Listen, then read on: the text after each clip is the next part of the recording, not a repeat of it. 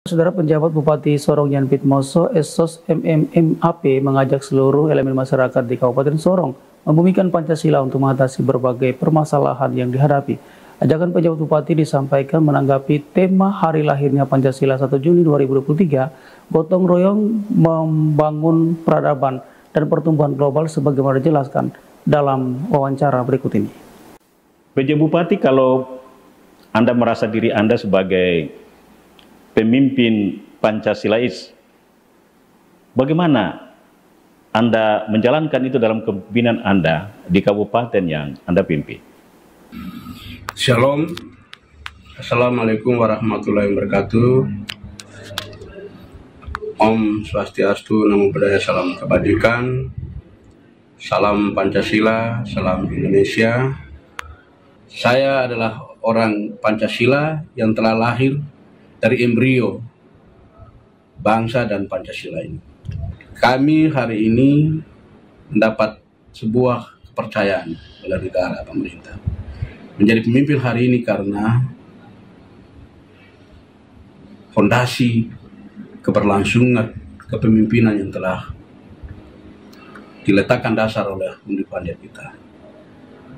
Kita hari ini bisa jadi pejabat, kita hari ini jadi pemimpin karena kita ada di bangsa ini, ada di negara ini.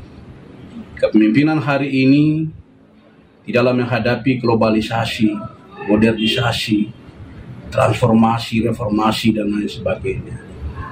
Dan tentunya nilai-nilai dasar ini sudah mulai mengalami degradasi.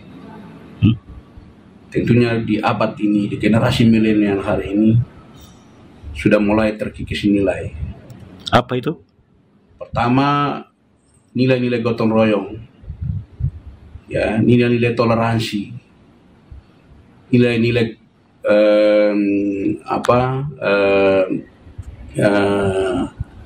anak bangsa dalam menjaga memelihara persatuan dan kesatuan itu sudah mulai sedikit pudar.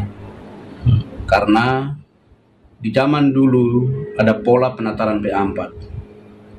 Itu yang membuat pemimpin masa lalu dan pemimpin hari ini ke belakang itu sangat survive, memiliki wawasan kebangsaan yang begitu lebih universal, lebih utuh untuk memahami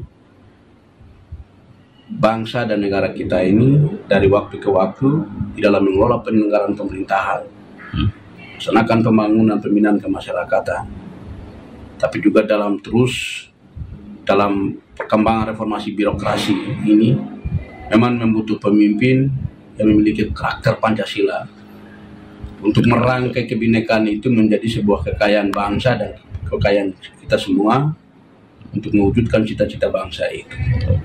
Oleh karena itu, kesuksesan sebuah bangsa, kesuksesan sebuah organisasi, keberhasilan sebuah daerah itu tidak bisa dapat dilaksanakan, dijalankan oleh satu orang pemimpin hebat.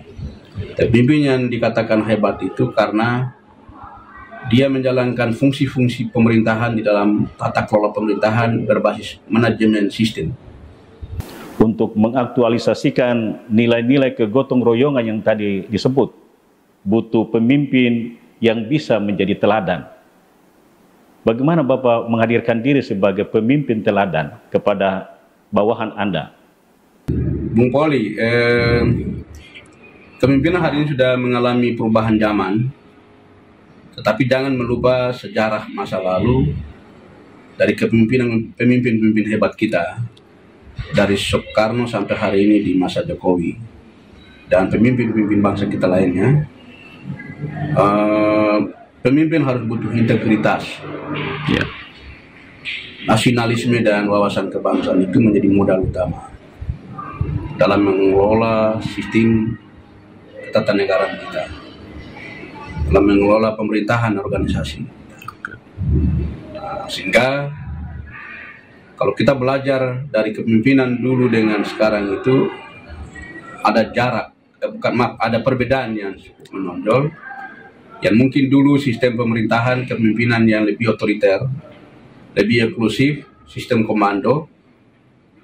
Padahal nilai-nilai demokrasi ini sudah dulu menjadi pilar utama yang diletakkan dasar oleh pemimpin kita. Betul. Tapi baru saja kita mengalami transformasi reformasi di 1998.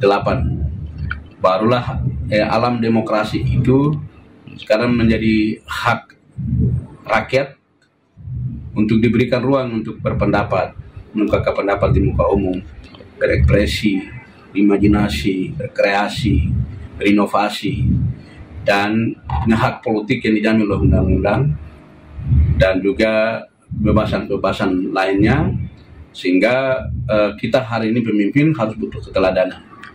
Ucapan dan tindakan itu harus sama, karena ini menyangkut integritas, itu bicara moral, kejujuran, ya, perbuatan, perkataan itu harus sama. Seperti itu, sehingga dalam menggerakkan pemerintahan itu harus butuh kepemimpinan.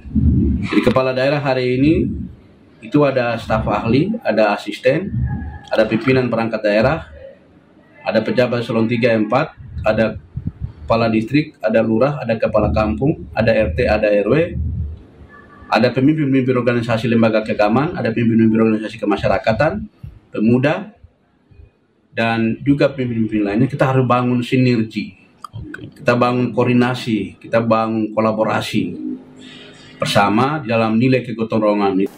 Bagaimana membumikan nilai-nilai Pancasila untuk mengatasi korupsi dan intoleransi yang banyak disebut sebagai sudah tidak sejalan lagi dengan nilai-nilai Pancasila.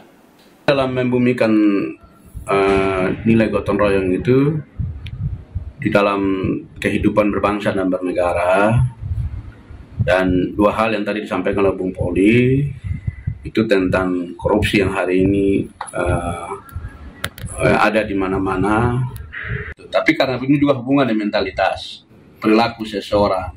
Karena bicara korupsi uang, korupsi waktu, ya korupsi ya disiplin dalam banyak hal, itu juga korupsi. Jadi itu juga merupakan bagian dari integritas seseorang di dalam membangun kualitas dirinya yang bisa dapat menjadi teladan, cermin, dan keteladanan itu harus diwariskan kepada anak-anak, generasi-generasi kita yang berikutnya. Soal ancaman intoleransi yang juga akan menjadi ancaman tersendiri dalam kehidupan berbangsa bernegara, apa yang perlu harus diingatkan?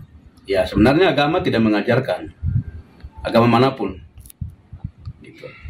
Karena tokoh hebat Kiai Abdurrahman Wahid, tokoh NU, dia bilang begini: kalau kau jadi warga negara yang baik dan melakukan kebaikan bagi semua orang dan membangun nilai-nilai religius, orang tidak pernah memandang kau dari agama mana, tapi orang melihat engkau dari sudut pandang perspektif bahwa kita telah membangun nilai-nilai religius itu untuk membangun harmonisasi, toleransi, kerukunan kita yang di dalam keberagaman itu. Nah, jadi itu yang sebenarnya penting. Tapi dulu orang selalu bicara bahwa ya negara kita, bangsa kita ini intoleransi. Ya itu kan kata orang. Tapi realita hari ini tidak seperti yang orang mengatakan. Itu hanya oposisi-oposisi tertentu di luar agama yang cenderung membangun ideologi untuk ingin merubah falsafah bangsa negara kita atau Pancasila kita dengan ideologi yang lain. Itu aja oposisi nilai itu. Jadi kalau bangsa kita ini sangat kuat sekali. Sangat luar biasa bangsa kita nih. Luas wilayahnya, jumlah penduduknya begitu besar, agamanya sampai sekitar 6 agama yang diakui oleh negara. Tetapi kita masih hari ini menjadi rumah Pancasila yang sangat luar biasa. Itu kita harus bangga sebagai anak Indonesia. Pejabat Bupati Kabupaten Sorong Yan Pitmoso Esos MMAP, terima kasih sudah berbagi di CWM Channel. Selamat Dirgahayu Hari Lahir Pancasila 1 Juni 2023. Mari kita membangun Kabupaten Sorong yang smart, sejahtera, mandiri, aman, religius, tangguh. Terima kasih. Assalamualaikum warahmatullahi wabarakatuh. Shalom. Lewobok.